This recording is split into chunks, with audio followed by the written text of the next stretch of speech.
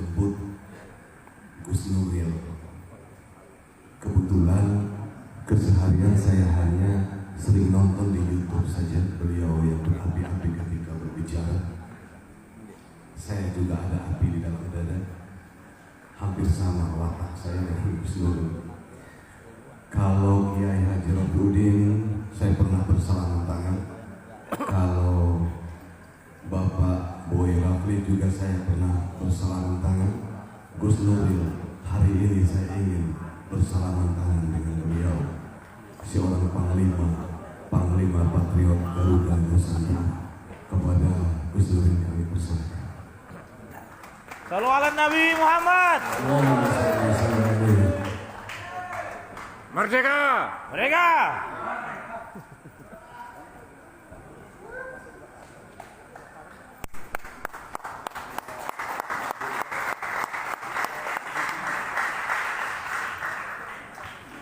Ini pengawalan langsung dari NTT.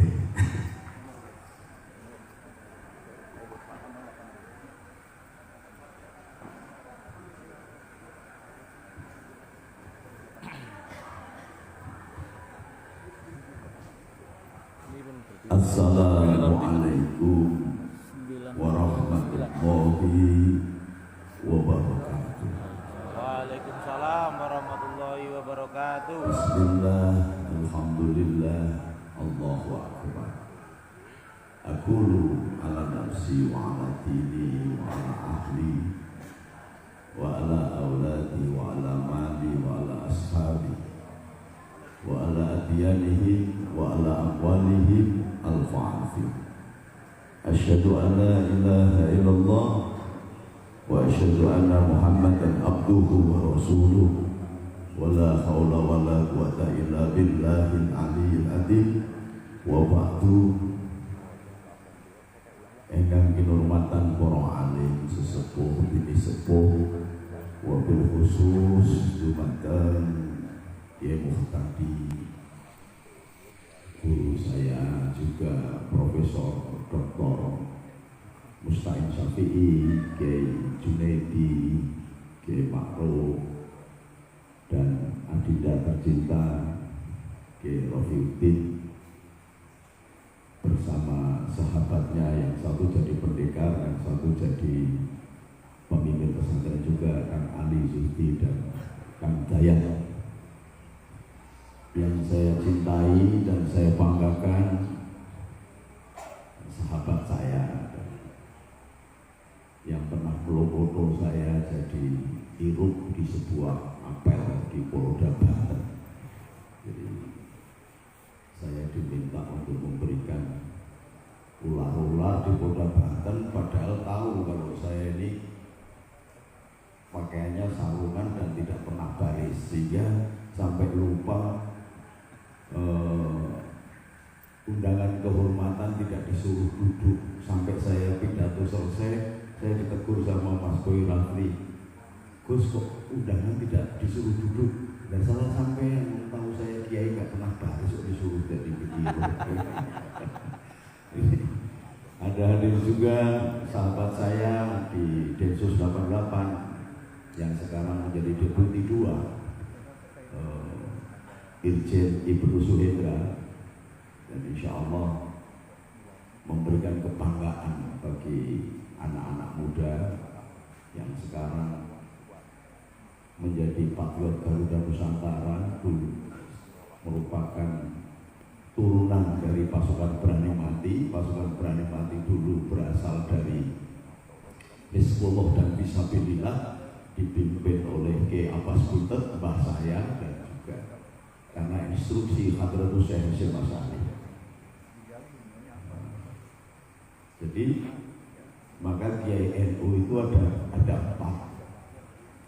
Ada yang model pendekar kayak Gus Lukman begini, jadi nggak tahu ini atau karena di sana di daerah Lamongan itu banyak tambang minyak sehingga rambutnya merah, saya juga nggak ngerti. Gus Lukman ini pendekar, masa pendekar. Ada yang Gus Iwan, Gus Dayat ini pendekar. Ada kiai yang modelnya alim, ibaratnya tidak tembelek, nggak pendek. Jalannya pelan-pelan, ini kiai-kiai sufi kita kayak Mbah Abdullah Salam, Mbah Arwani, Mbah Demiati. Kemudian ada kiai yang model ngajar di pondok, ngajar di masjid. Setiap hari bangun tidur ketemunya santri. Maka sesungguhnya kiai yang sesungguhnya itu adalah kiai yang begini. Pagi menghadap santri, sore subadah subuh, asar ngaji lagi, isya ngaji lagi. Beliau inilah pemilik kekeramatan yang sesungguhnya, karena beliau ini istiqomah. Barangkali nggak terkenal kayak kita ini karena YouTube aja itu, kayak adik kakak iparnya Gus Rofiuddin ini karena YouTube. Tetapi ilmunya luar biasa. Anda bayangkan, setiap hari untuk mencetak anak orang tidak bayar, nggak terima gaji. Inilah istiqomah yang luar biasa. Dan istiqomah itu lambang kekeramatan. Jadi kalau ada yang bisa jalan melewati air, menyeberangi lautan api, itu kekeramatan yang karena istiqomah. Tetapi ada tukang sulap yang bisa jalan di atas air, melewati api, itu tukang sulap, beda. Karena kekeramatan itu betul-betul ilallah minallah Allah. Jadi sesungguhnya ibadahnya hanya kepada Allah. Makanya kalau sampai buka di YouTube Gus Nuril itu mesti kiai sesat, kiai iblis, kiai preman, kiai Protestan, bahkan dari Pak Kapolres saja sampai sempat sampai ke saya, Mas Teddy, Gus sampai kenapa kok ceramah di gereja-gereja? Ada apa? Saya jawabnya enteng-enteng aja. Lo dengan Pak Kapolres saja nggak mudeng, apalagi rakyat.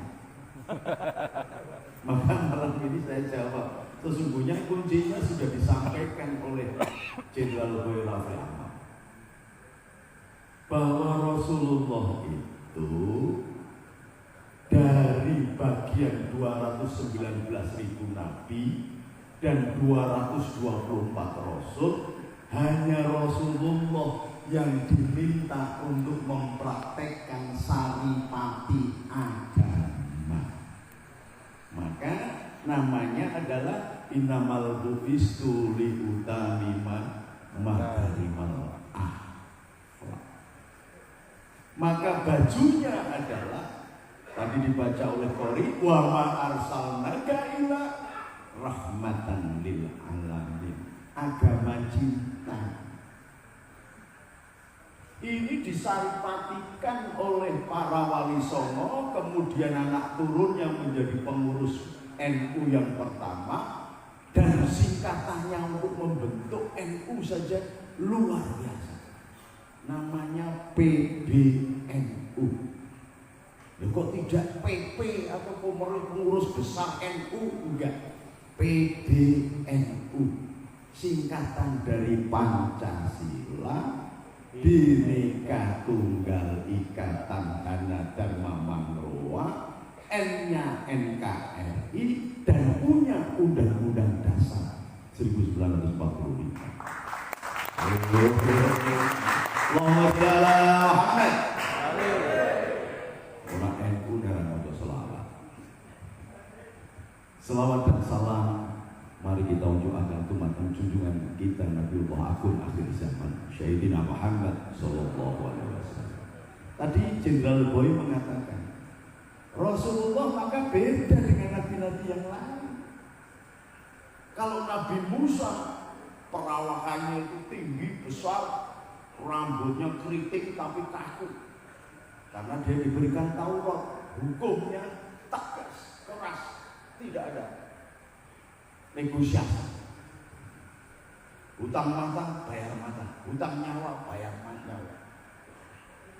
Nabi Musa.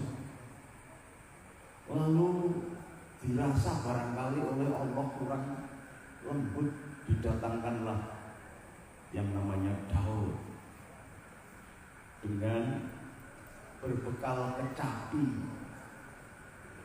Kalau dia membaca kitab Daud, kitab Zabur, Angin saja berhenti karena mendengarkan lagunya yang luar biasa. Di antaranya ada yang terjemahan bahasa Indonesia. Jiwaku terbuka untukmu Tuhan, selidiki, nyatakan segala perkara, singkapkan semua yang terselubung, supaya ku layak di hadapanmu Tuhan. Muncul di Facebook, Gus Nuril Kiai Protestan. Padahal itu jauh. Itu bahasa Arab orang muda.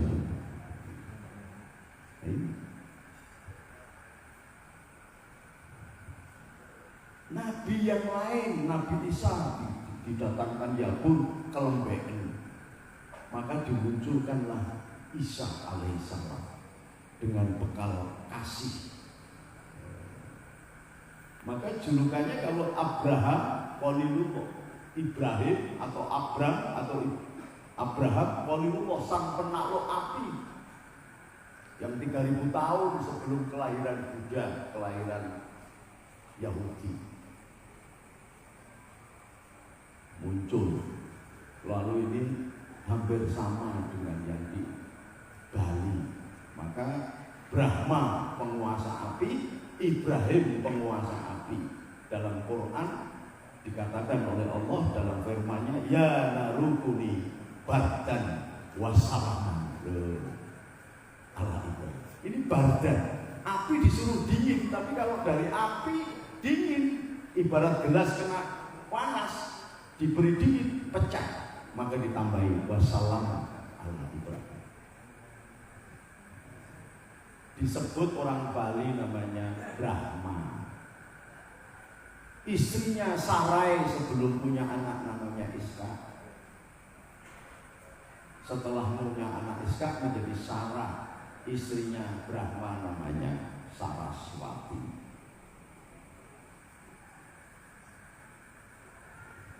Lalu sampai kepada Yesus. Saya sengaja memancing sampai Gus dulu kok ngomong Yesus. Yesus itu bahasa Yunani, bahasanya Ibrani Isu, bahasa Arabnya Isa, dengan kasih. Sama persis dengan Islam. Maka kalau panjangan runtut watini wan zaituni wa turi sinina wa hadzal baladil amin. Watin itu Musa. Wa zaitun itu melambangkan Isa. Tursina melambangkan juga Musa. Bahkan ada tin itu dilambangkan sebagai Yasu pada abad ke-8 di munculnya Renaissance Islam. Islam memimpin ilmu pengetahuan yang sangat luar biasa sehingga kitab-kitabnya Plato, Socrates, Aristoteles disarikan kemudian diterjemahkan dengan bahasa Arab. Pada saat keemasan itulah terjemahan dari kitabnya Plato dan Socrates, Aristoteles dan sebagainya, satu lembar kertas diganti dengan satu lembar emas, dan kemudian mengalami kehancuran ketika Bulobukan memiliki anak namanya Genghis Khan, Kublai Khan sampai kepada Timur Leng melakukan pemberedelan seluruh Jazirah Arab, dan kitab-kitab semuanya dimasukkan ke Sungai Efrat sehingga Sungai Efrat itu berwarna hitam. Ada seorang wali yang kemudian menangis di atasnya, lalu ditegur oleh Allah, kenapa kamu menangis? Bagaimana ilmu pengetahuan yang sudah demikian menjadi dasar bagi para santri, bahkan engkau sendiri ya Allah mengatakan yarfa'illahu alladziina aamanu minkum walladziina utul ilma darajat. Tidak akan diangkat derajatnya seseorang kecuali dengan ilmu pengetahuan. Dan kitab-kitab semuanya habis begini, bagaimana? biar ada kesadaran dari umat Islam bahwa ketika bangsa Yahudi berjaya, dunia dikuasai bangsa Yahudi, tapi direndahkan oleh bangsa Mesir,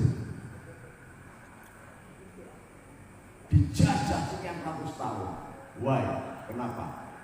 Karena agama dijadikan alat politik,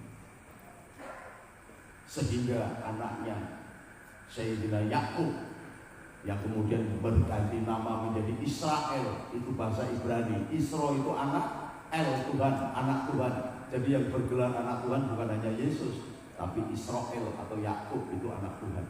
Bahkan Ezra atau Uzair itu artinya anak Tuhan. Yosua itu juga artinya anak Tuhan. Eliasa atau Elias anak Tuhan artinya. Jadi kita nggak usah ribut kalau ada orang mengatakan anak Tuhan. Jangan ditanya bidane sopo. Itu berarti nggak pernah baca antropologi agama. Itu julukan saja, bahwa sebutan Bapa itu hubungan terdekat antara anak dan Bapa. Semula juga nggak dipanggil Bapa, tapi dipanggil Yahweh, Yahuwa. Yahuwa, Huwa siapa? Huwa Allah. Kalau dalam surat Ikhlas, Kul huwa Allahu ahad. Yahuwa. Huwa siapa? Dia siapa? Huwa Allah. Allahu Samad.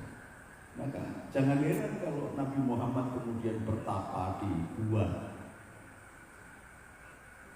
Saya ngomong Nabi Muhammad itu kayak orang Banten, sukanya bertapa di gua. Saya disesak-sesak. Gus Dur itu sesat. Nabi Muhammad kok bertapa? Lah kalau bahasa Indonesianya bertapa, bahasa Arabnya tahanut. Ini Kiai Janten, mohon maaf ini saya menjelaskan terminologi ini bendok, bencetok. Rasulullah juga tidak bertapa di Ka'bah. Karena apa? Ini ucapannya Jenderal Boy Raffi tadi. Karena di Ka'bah itu menjadi sandaran Tuhan-Tuhan orang Arab, jumlahnya 360 Tuhan. Maka pertamanya di Gua Hira. Lalu Nabi Muhammad ketika berdakwah pertama diangkat jadi nabi kepada siapa? Kepada orang-orang yang punya agama 360. Lawang saya ceramah cuma di gereja, di kelenteng, di vihara sudah dikatakan sesat. Nabi Muhammad ceramah di 360 agama.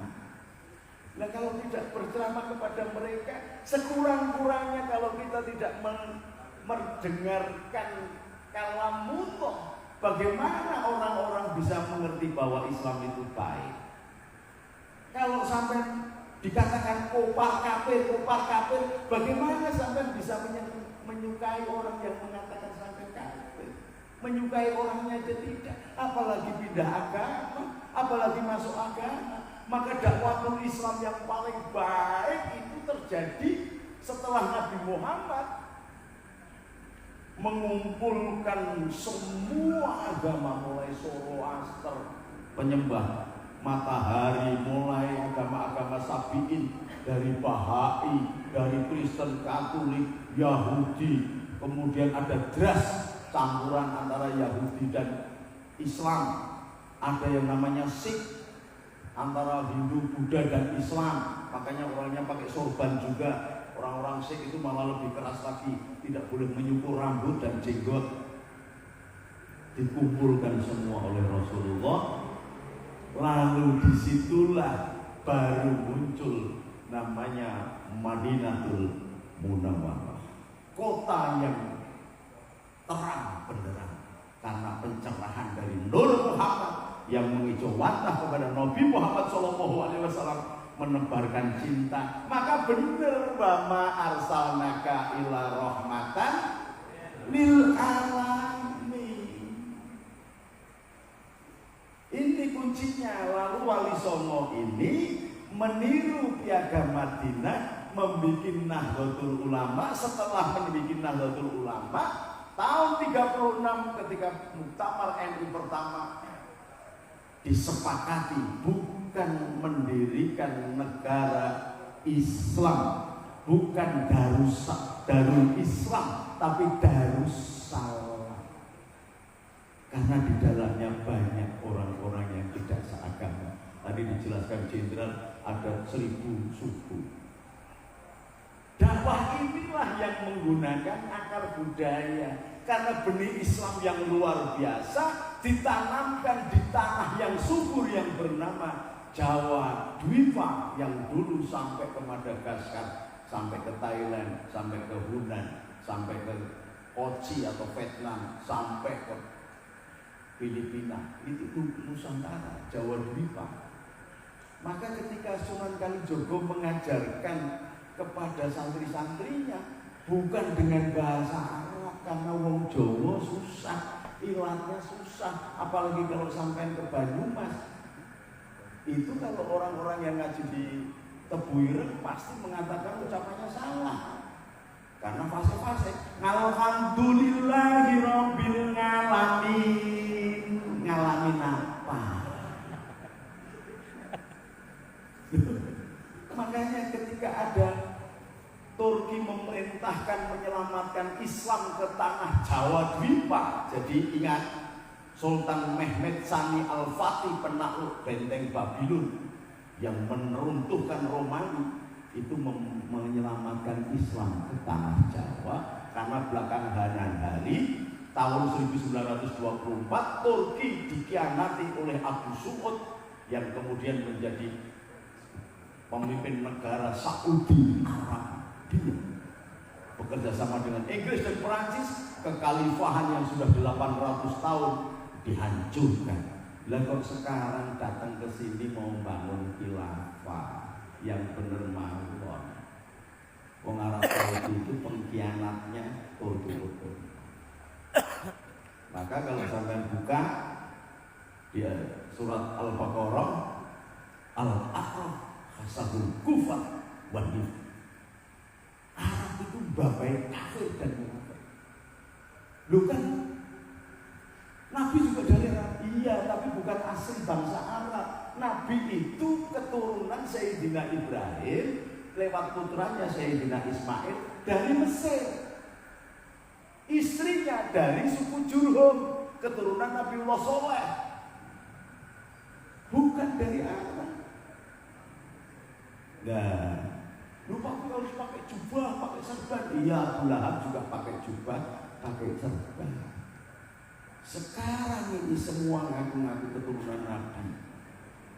Ada itu yang rambutnya kayak Gus Rukman, baru keluar penjara mau menghabisi. Gak urusan keturunan wali, gak urusan keturunan kiai, gak urusan keturunan Nabi. Saya habisi kalau berkhianat. Ini ajarannya siapa? Nabi itu lembut. Maka di alam di dalam Al-Quran oleh Allah memiliki akhlakul khuluq. Laqad kana lakum fi Rasulillah uswatun hasanah. Maka kalau ada kiai, ada keturunan Nabi atau bukan, kok tidak menuruti junjungannya, nggak perlu dituruti. Nabi pernah dihina ini, dianggap tukang tipu, tukang sihir, dianggap pembohong, dianggap macam-macam oleh seorang wanita Yahudi yang matanya buta yang tinggal di samping pasar Madinah. Apa yang dilakukan oleh Rasulullah? Setiap siang disuapi perempuan itu seperti menyuapi ibu. Setiap malam, setiap sore, setiap siang didatangi. Hingga Rasulullah meninggal, perempuan ini tidak tahu siapa yang menyuapi. Sampai datang seorang sahabat namanya Sayyidina Abu Bakar. Siapa ini? Saya yang biasa nyuapi kamu. Oh bukan, yang nyuapi saya lembut. Oh itu junjungan saya Muhammad Sallallahu Alaihi Wasallam.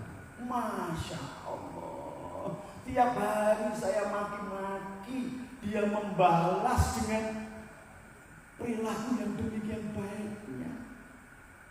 Perempuan Yahudi itu akhirnya masuk Islam. Sama dengan orang Majusi, setiap hari ngirim berkat, bukan isinya jeruk dan kue-kue, tetapi isinya kotorannya sendiri. Sampai hari ke-6 kok tidak datang, disamperi oleh Nabi. Kenapa engkau tidak ngirim berkat kepadaku? Masya Allah, loh Anda tahu loh kalau saya yang ngirim berkat. Iya. Tidak marah coba kalau sampean itu pelemnya, mangganya melengkung gitu, terus daunnya gogrokin pekarangan sampean mesti marah sama yang punya pohon mangga. Ya apa enggak? Rasulullah dikirimi berkat kotorannya dia orang Majusi. Tapi oleh Rasulullah karena kelembutan, karena tanda cinta alam semesta ini adalah Rasulullah, maka kotoran itu dibawa ke belakang, lalu digali, dikasih benih kurma, kotorannya buat rambut. Dan akhirnya orang sak Banten kalau ke Mekah tidak afdol kalau tidak makan kurma ajwa. Itu padahal pupuknya dari kotorannya orang Majusi, maka hitam-hitam begitu. Bukan hanya itu, kurma ajwa ini kalau dimakan 3 atau 7 menghilangkan racun. Berarti cinta itu menghilangkan kekotoran, menghilangkan racun, menghilangkan permusuhan. Ini yang akan dibangun oleh Rasulullah. Maka Rasulullah ditugaskan untuk memperbaiki akhlak. Akhlak itu apa? Bukan agama narasi. Akhlak itu intisari dari agama-agama. Itu akhlak. Perwujudannya luar biasa. Kepada siapapun disayangi. Musuhnya aja disayangi. Oh, ini hebatnya Rasulullah. Musuhnya aja disayangi oleh Rasulullah. Kita nggak bisa menemukan sekarang ini karena banyak partai, akhirnya dukung-dukungan sampai sekarang bangsa ini terbelah. Yang satu keturunan kodok, yang satu keturunan kampret. Astagfirullah.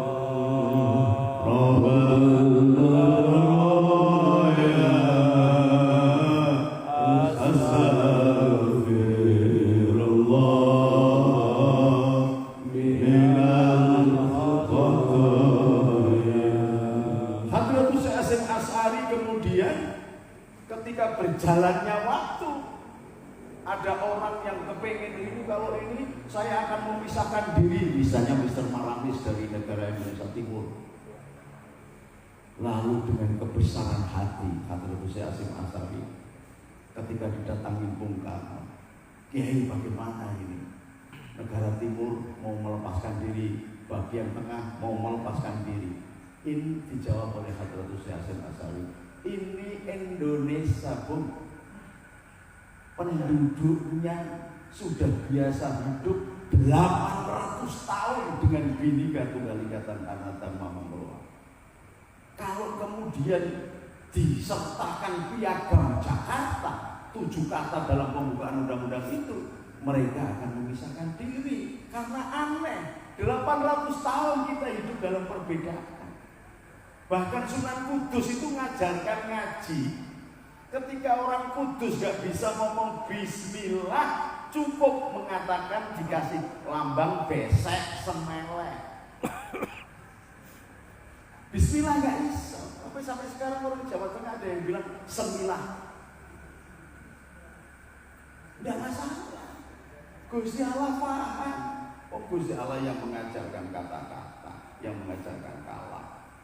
Malah putunya Sunan Giri itu namanya Sunan Geseng, mengucapkan ya kayu, ya koyum saja tidak bisa. Akhirnya apa? Ya kayumu, ya kayuku, ya kayuku, ya kayuku. Karena mantep, dia bisa berjalan di atas laut pergi ke Mekah. Ketika dibenarkan oleh Nabi Khidir, yang benar itu ya kayu, ya koyum, seng, geseng. Terus miru-miru ya kayu, ya koyum, malah kelep. Dir ini kalau bagaimana ya? Cuma kamu keturunan orang Banten kalau ujung panah begitu. ngeyelan, ambilnya aja yang gede.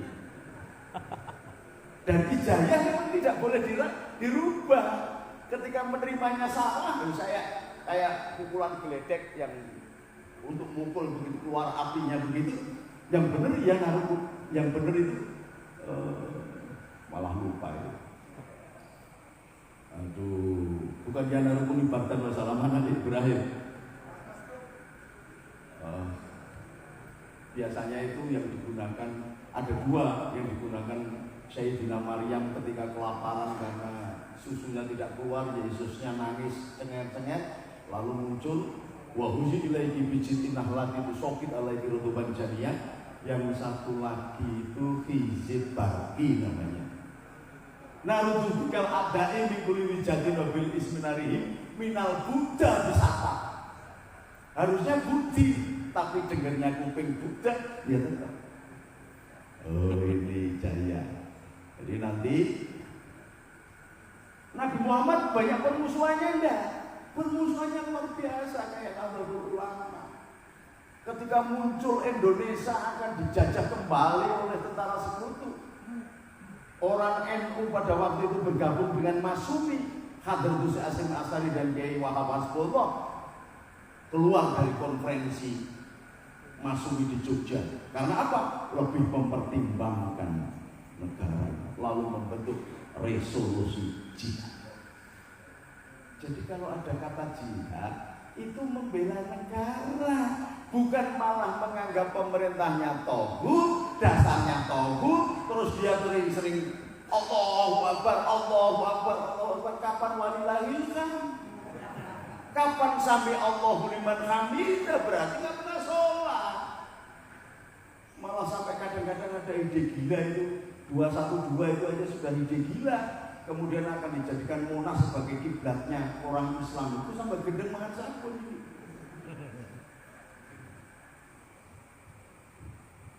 Oh ini NU demikian menjaga sejak awal. Lalu keturunan Sultan Safiuddin Mbah Abbas Buntet menjadi panglima perang. Dan baru sekarang di era Jokowi diakui hari santri. Padahal dulu yang berjuang memerdekakan Indonesia sampai muncul hari pahlawan adalah Kiai NU, wabil khusus simbahnya Kiai Mustaqim, Mbah Buyutnya atau Mbah yang luar biasa. Pikirannya ke depan. Karena wa arsalnaka ila rahmatan. Di pundak kiai-kiai ini terletak perintah Allah. Wa ma arsalnaka illa rahmatan lil alam. Rahmat, tanda cinta, dan cinta itu sendiri turun di bumi ini untuk bangsa Indonesia. Maka dakwatul Islam yang paling berhasil di dunia adalah Indonesia. Jangan ditepuk tangan dulu, belum mudah loh. Tak jelaskan dulu. Kenapa berhasil?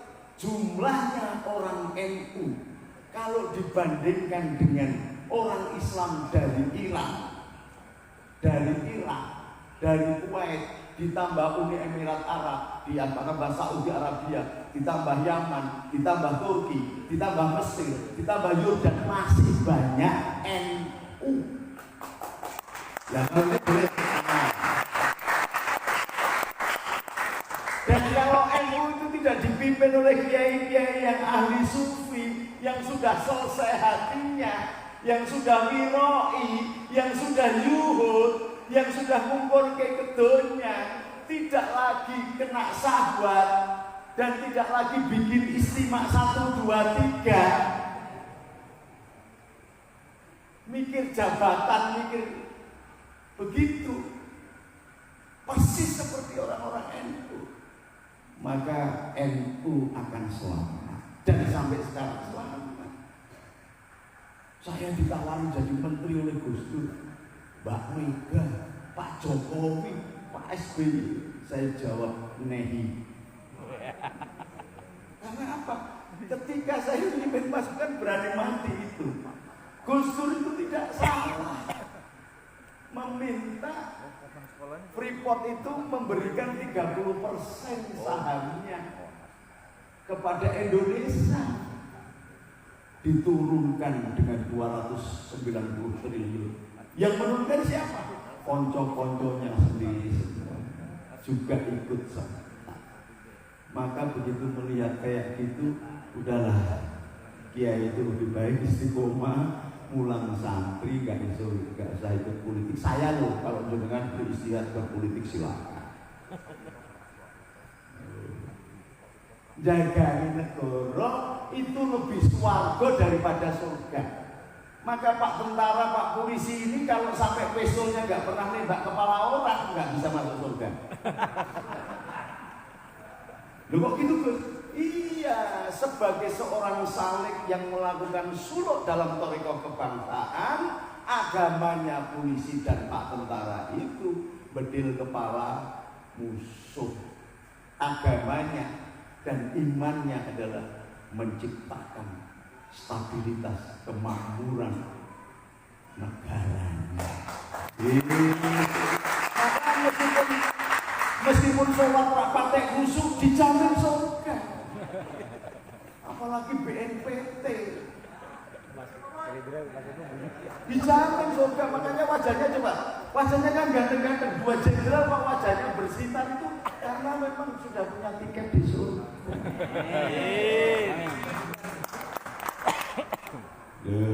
Kenapa bisa disebut thariqah kebangsaan? Kenapa ini menjadi kunci?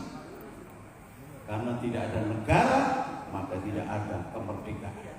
Kalau tidak ada kemerdekaan, maka tidak ada orang bisa melaksanakan ibadah dengan benar. Kalau tidak bisa melaksanakan ibadah, itu adalah kafir mutlak. Ada sejarah. Coba pelajari. Hebatnya perang salib itu sudah 600 tahun terjadi. Dipimpin oleh Richard the Lionheart. Richard sang hati singa yang kejamnya luar biasa. Tetapi dia membawa panji-panji salib sebagai bentuk agamanya yang diyakini. Dihadapi oleh seorang yang namanya Salahuddin Al-Ayyubi. Gondrong, ganteng, tapi tidak merah rambutnya.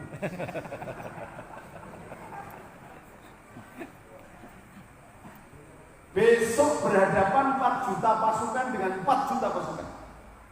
Apa yang dilakukan oleh Salahuddin Al-Ayyubi? Dia belajar dengan orang-orang Jawa terdahulu. Kenapa kok bisa belajar orang Jawa terdahulu? Coba ingat, orang Mesir itu memurnikan atau melestarikan atau mengawetkan mayat dengan apa? Kapur barus. Kapur barus ada di mana? Di Indonesia.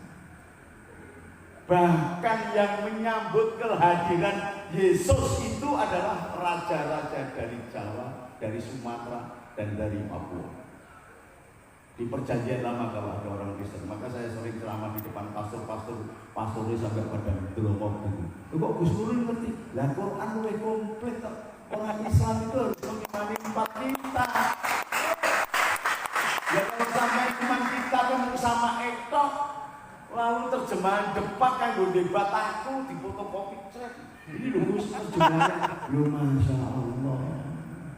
Sampai Sayyidina Abbas itu minta didoain Rasulullah, ya Rasulullah kula niki goblok. Belum sanjiran paman saya kok goblok. Saya nggak ngerti sir dan asal-asalnya Al-Quran, bahwa yang tersurat itu belum tentu yang tersirat. Maka sampai di dalam rahasia, di balik rahasia Al-Quran, lalu didoakan oleh Rasulullah, Allahumma faqihu fiddin wa alamau ta'wil. Maka tidak ada seorang muslim berani menulis buku tanpa minta izin kepada Sayyidina Abbas. Tidak ada seorang mufasir menerjemahkan Al-Quran tanpa minta izin dan bersependapat dengan Sayyidina Abbas. Jadi Islam itu tidak yang nampak. Kalau yang nampak akhirnya baru masuk kawasan syariat. Kawasan syariat sholatnya itu as-sholatu mughul ibadah. Belum as-sholatu lidzikri, apalagi as-sholatu mirajulil mukminin sampai pada tataran manunggaling kawula marang Gusti. Tidak ada. As-sholatu mughul ibadah sampai kancane baru tidak lagi. Untung ada COVID, jadi harus ada jarak.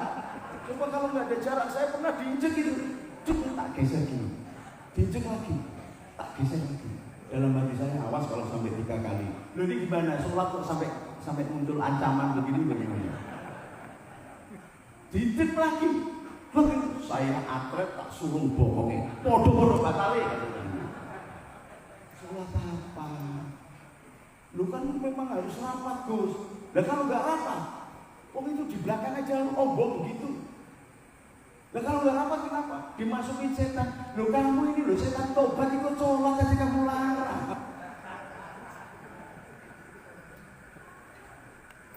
Maka NU caranya berbeda. Ketika diajarkan tanazzalul malaikatu waruhu fiha bi'izni rabbihim min kulli amrin salam ya hatta matla'il fajr. Enggak ada yang ngerti yang ini. Lalu Sunan Kalijogo mengajarkan aja turu sore kaki ono dewa ngangklan jagat gowo pokor kencane kang isi tunggu tetulak sandang kelawan pangan kanggo wong kang melek dalu sabar lan harimau diudeng. Oh niku to maksude tanazzalul malaikatu waruhu fiha. Iya. Maka jangan kaget kalau putranya Syekh Jamaluddin Kubro tekan Tuban namanya Syekh Asmoro Kendi. Padahal yang benar Syekh Samarkandi karena dari Samarkand. Oh. Dan kita biasa begitu. Sekarang ini muncul, kalau tidak bahasa Arab nanti malaikat yang tanya kubur nggak ngerti. Loh, bukan malaikat kalau nggak ngerti. Malaikatnya wong Banten ya wong Banten. Malaikatnya wong bisu ya malaikat yang bisu. Coba kalau sampai misalnya kayak diikuti semuanya, baca Quran harus fasih. Itu kalau tarbiyah di madrasah harus fasih. Lalu Bu Islam sudah mau mati kok. Hidungnya gerumung, mohon maaf ya, hidungnya gerumung sekali.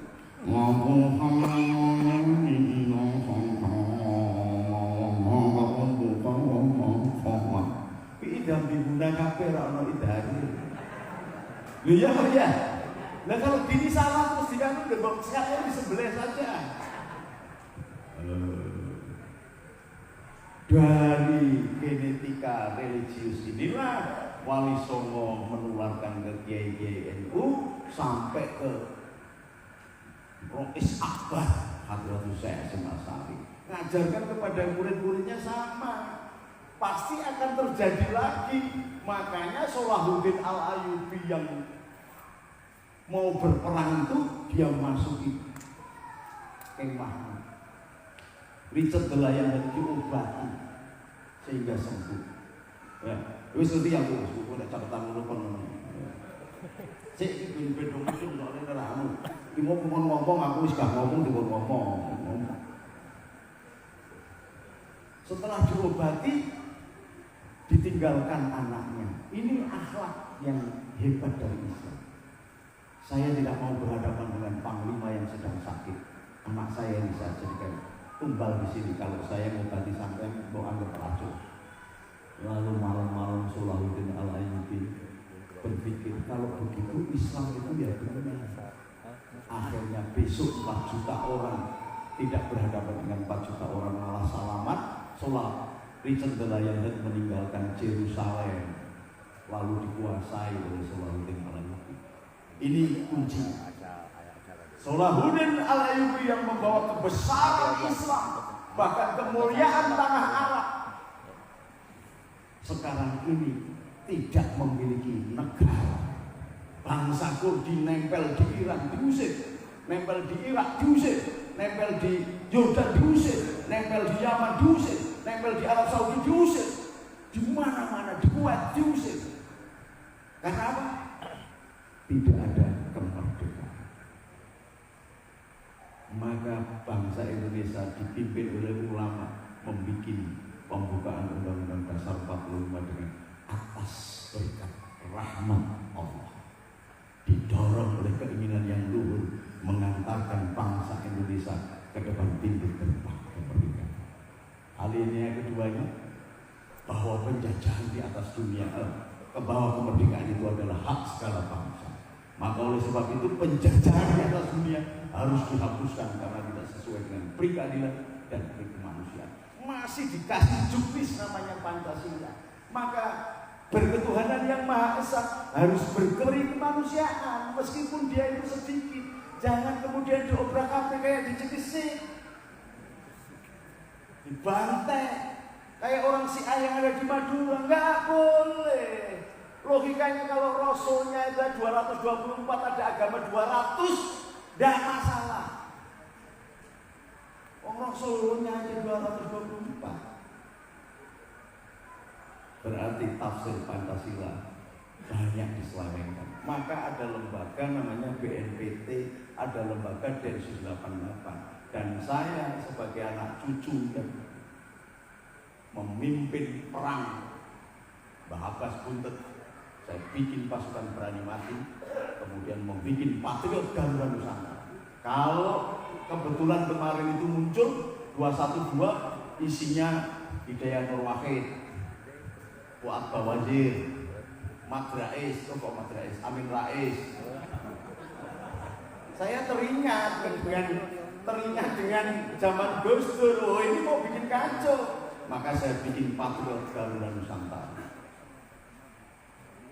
Inilah torikoh kebangsaan sebagai jawaban saya karena saya tidak militer. Maka saya bikin Patriot Garuda Nusantara yang jumlahnya sudah ratusan ribu. Kemarin ada yang mau demo-demo kayak FPI mau musda, kita sapu aja sudah. Kalau di Jakarta kepada berani pengecut sapu aja.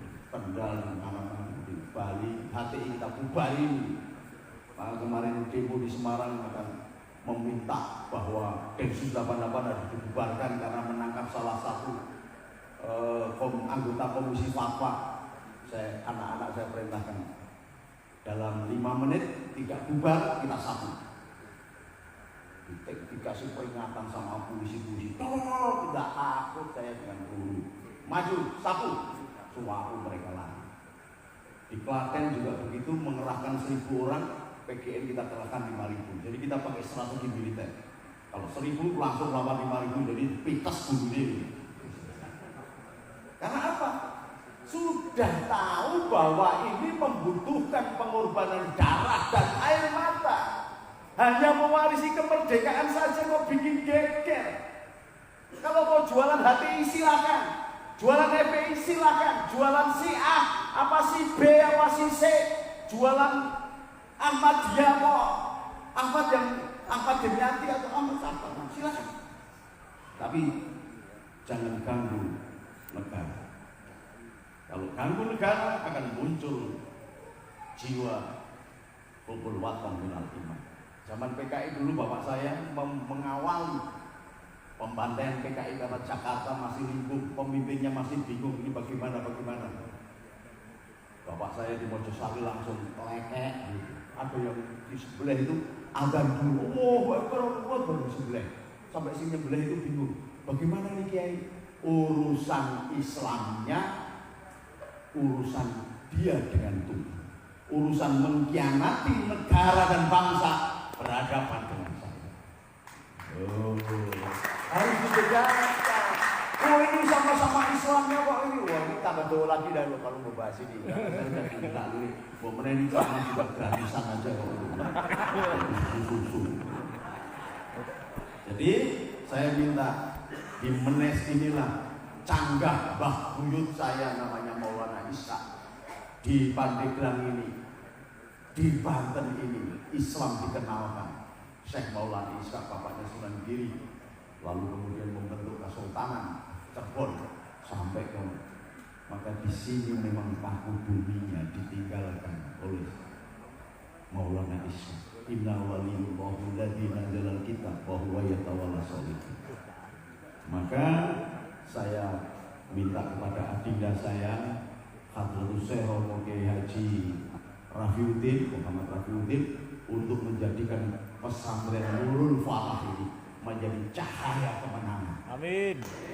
Menjadi markasnya patriot dari Tangerang dan akan menjadi laskar-laskar khusus karena Banten itu adalah pendekar-pendekarnya Indonesia. Saya ini tetap seperti itu, jangan sampai dimasuki oleh kelompok radikal. Tidak usah ragu-ragu. Kita bantu BNPT, kita bantu Densus 88, kita bantu Mabes Polri, bantu TNI. Kalau ada yang macam-macam, sabun saya yang tanggung jawab, saya teken di segel. Kalau nanti ditangkap polisi, tak parangan polisi ini. Berani apa enggak? Berani apa enggak? Banten kok syukur sampai ke Amerika itu tahu semua orang Banten digdoyo. Masa ada radikal di provinsi Banten, malu-malu. Jadi saya minta nanti ke Rafiuddin yang benar Rafiuddin, bukan Rafi, karena nggak ada huruf ra di dalam bahasa Arab. Roh. Jadi bukan Amin Rais, Amin Rois. Ya, saya minta ini menjadi lahirnya Panembahan Tirtayasa, lahirnya Maulana Hasanuddin, lahirnya Mbah Dimyati untuk menjadi patriot Garuda Nusantara, berdiri di paling depan dan tidak takut mati karena sudah ada surga disiapkan oleh Allah sebagai salik-salik yang melakukan suluk dalam torekoh kebangsaan. Alhamdulillah, merdeka! Merdeka! Assalamualaikum warahmatullahi wabarakatuh.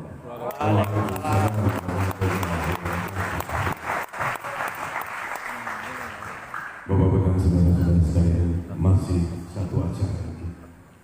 Allah memberikan kepada kita satu hari berapa jam, Pak? 24 jam. Sementara kita dulu di sini belum 6 jam.